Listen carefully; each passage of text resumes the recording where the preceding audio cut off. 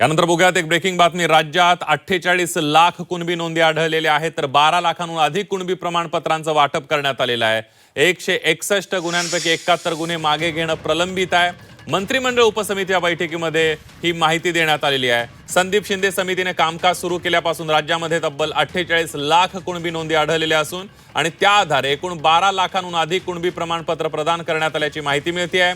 मागील 6 महिन्यात छत्रपती संभाजीनगर विभागामध्ये एकूण 49,958 कुणबी प्रमाणपत्र, तर फक्त बीड जिल्ह्यात 34,692 कुणबी प्रमाणपत्र देण्यात आल्याची माहिती आहे। मुंबईमध्ये झालेल्या मराठा आरक्षणाच्या आंदोलनातील 8 पैकी 7 गुन्हे मागे घेण्यात आलेले आहेत। मराठा आरक्षण आंदोलनादरम्यान दाखल झालेल्या एकूण 161 गुन्ह्यांपैकी केवळ 71 गुन्हे मागे घेणं प्रलंबित असल्याची माहिती मिळते आहे। तर मराठा आरक्षण आणि हैदराबाद गॅझेटियरची अंमलबजावणी करणाऱ्या शासन निर्णयाविरोधात याचिकांचा आढावा घेत स्पेशल काउन्सिलची सुद्धा नियुक्ती केली जाणार आहे। सातारा गॅझेटियर लागू करण्याबाबत पुणे विभागीय आयुक्त यांना अहवाल सादर करण्याचे निर्देश देण्यात आलेले आहेत। आंदोलनं केले, आंदोलनाच्या माध्यमातून गुन्हे त्यांच्यावरती दाखल झाले।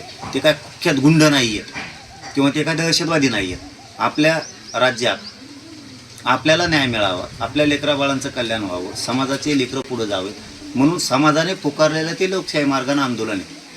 मग त्याच्यात जर त्यांच्यावर गुन्हे दाखल झाले तर ज्या सरकारला मराठ्यांनीच सत्तेवरती बसवले, तर त्या सरकारनं मराठ्यांचे सगळेच राज्यातले गुन्हे मागं घेणं गरजेचं आहे।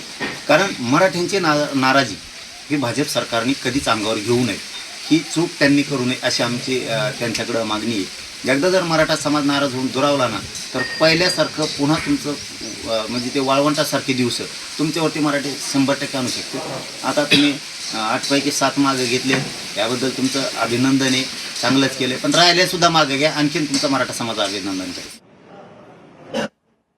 हे सगळे बनवाबनवी आहे, त्यावर मी माहिती घेतो आहे आणि मला वाटतं की संपूर्ण जेवढे SC ST आणि मायनॉरिटी सोडून सर्वांनाच 2-3 जाती सोडून OBC करून टाका, म्हणजे आरक्षण संपवण्याचा मार्ग मोकळा होईल आणि OBCला या सगळ्या प्रक्रियेतून त्याचा गळा घोटून बाहेर काढता येईल। सर्वच जर आले आत्ताच्या असलेल्या मर्यादित आरक्षणामध्ये तर कोणाच्या वाट्याला काहीच भेटणार नाही। तू भी भूका मैं भी भूका अशी परिस्थिती येईल आणि सगळे भुके येऊन एकत्र येऊन उद्या सगळ्यांना जीव देण्याची पाळी येईल।